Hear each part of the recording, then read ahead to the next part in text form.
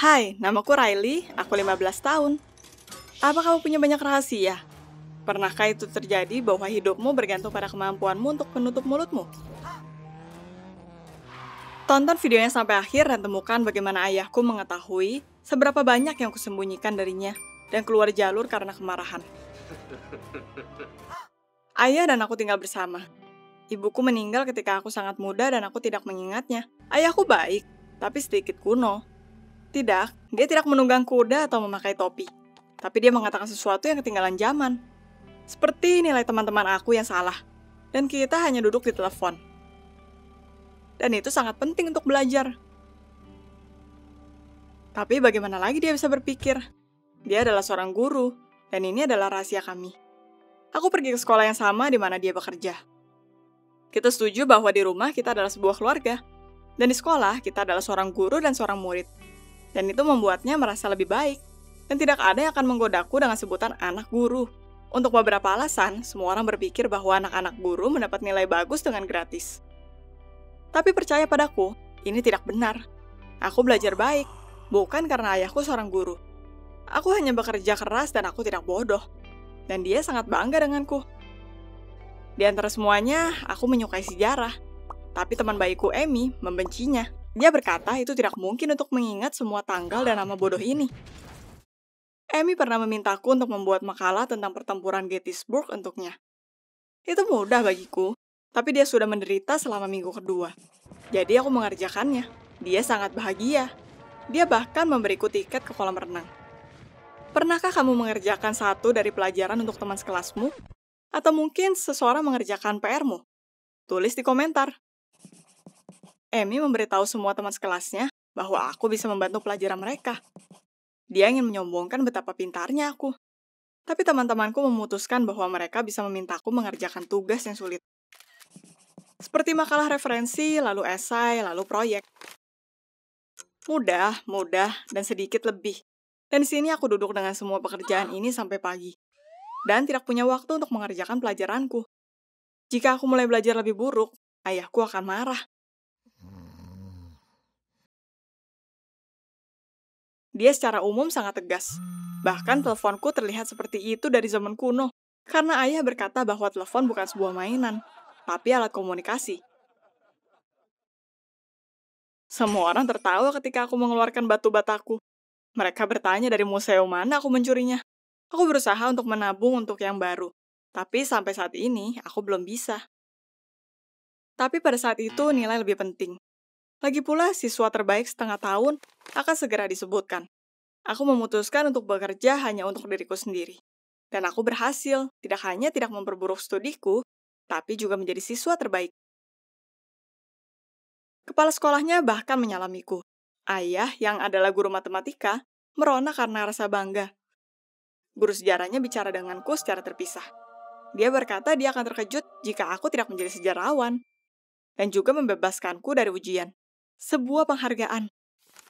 Aku terkejut dan bertanya apa yang harus aku lakukan sekarang. Dan dia berkata bahwa selama ujian aku bisa membantunya. Membagikan lembaran tugas, dan memastikan tidak ada yang menyontek. Pertanyaan dari ujiannya mudah. Aku bisa dengan mudah mengerjakannya. Tapi teman sekelasku sepertinya tidak berpikir begitu. Mereka berbisik bersama, berusaha mengingat sesuatu. Aku tidak tahu harus berbuat apa. Tidak adil membantu teman sekelasku.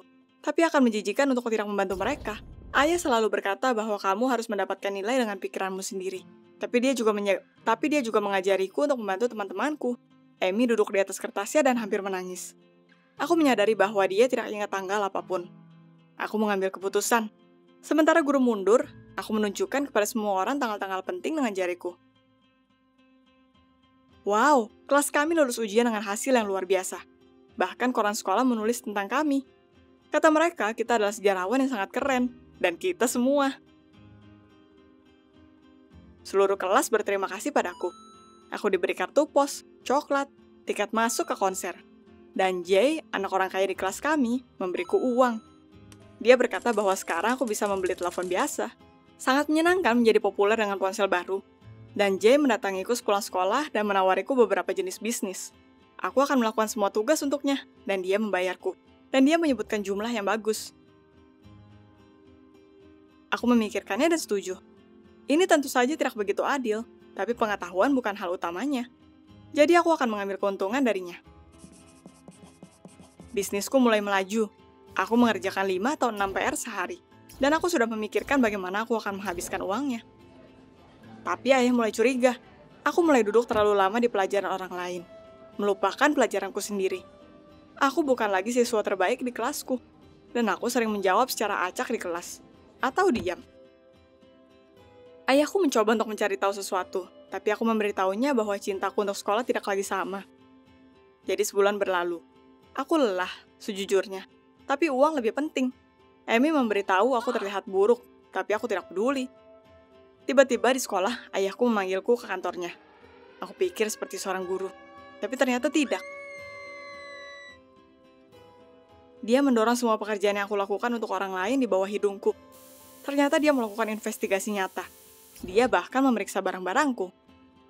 Dan ini adalah ayahku, yang telah berkali-kali mengatakan bahwa properti orang lain tidak mungkin salah. Katakan padaku, apa orang tuamu juga melanggar aturan yang mereka buat sendiri? Dan kemudian ayah berbicara dengan Jay. Awalnya dia mencoba melindungiku.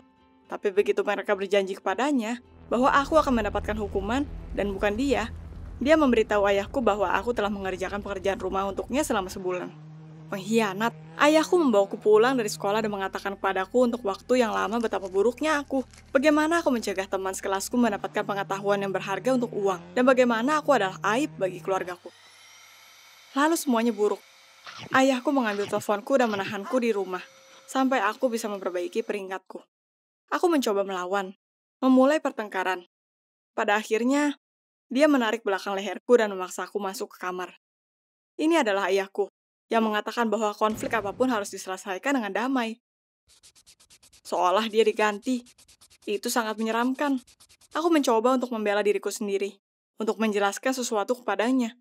Tapi dia tidak mau mendengarkan. Dia pergi membanting pintu. Keesokan harinya dia mengantarku ke sekolah, dalam kesunyian total. Itu bahkan lebih buruk di sekolah. Jay memberitahu semua orang bahwa aku adalah anak dari guru matematika kami. Ayah tidak menyembunyikannya juga dan memberitahu guru-guru untuk siapa PR yang kukerjakan. Bisakah kamu bayangkan? Tidak hanya teman-teman sekelasku mengetahui bahwa aku menipu mereka, tapi nilai mereka semua diturunkan karena ayahku. Untung tidak ada yang dimasukkan di file pribadi.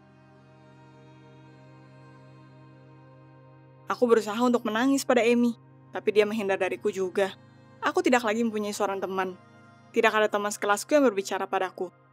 Semua orang berusaha untuk duduk menjauh, dan seseorang bahkan menaruh permen karet di ranselku. Tapi aku ingin membantu, dan sekarang aku diserang dari segala arah, oleh ayahku dan teman sekelasku.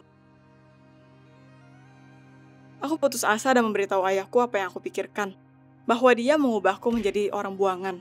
Dan jika dia membelikanku telepon, tidak ada yang akan terjadi.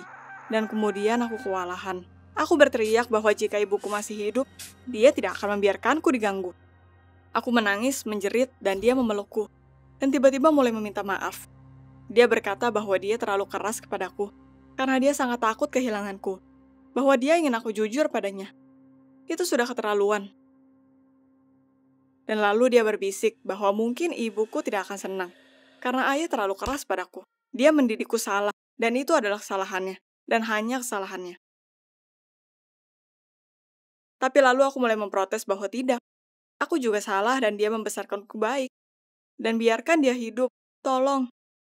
Jadi kita memiliki percakapan panjang dengannya. Dia tidak yakin apa yang harus dilakukan untuk memperbaikinya. Dan akhirnya kita memutuskan bahwa aku akan pergi ke sekolah lain. Dan dia tidak akan menjadi guruku lagi, hanya ayahku. Belajar adalah belajar, dan kita tidak memiliki orang lain. Kenapa kita harus berdebat? Sekolah baru itu bagus. Ada orang baik di sini. Aku cepat mendapat teman baru. Mereka kadang-kadang menggodaku bahwa aku tidak membiarkan siapapun mencoretku. Mereka mengira itu karena aku terlalu benar. Aku adalah siswa terbaik di kelasku lagi. Kita juga memiliki seorang sejarawan yang luar biasa. Dia mengambil kursus ahli untuk sejarah Amerika, dan dia berjanji untuk mengajakku tahun depan. Dan teman sekelasku mengatakan bahwa aku sangat beruntung dengan ayahku. Dia keren dan membiarkanku melakukan banyak hal. Ayah benar-benar mulai mengizinkanku lebih banyak. Untuk bertanya apa yang ingin aku beli, berhenti menolak sesuatu yang keren tapi tidak berguna. Cerita menconteknya adalah rahasia baru kami. Terkadang itu sangat sulit untuk mengerti orang tuamu. Itu terlihat seakan mereka antara gila atau alien, terutama ketika mereka kehilangan temperamennya. Tapi solusinya bisa ditemukan. Aku sangat senang bahwa ayahku dan aku bisa melakukan ini.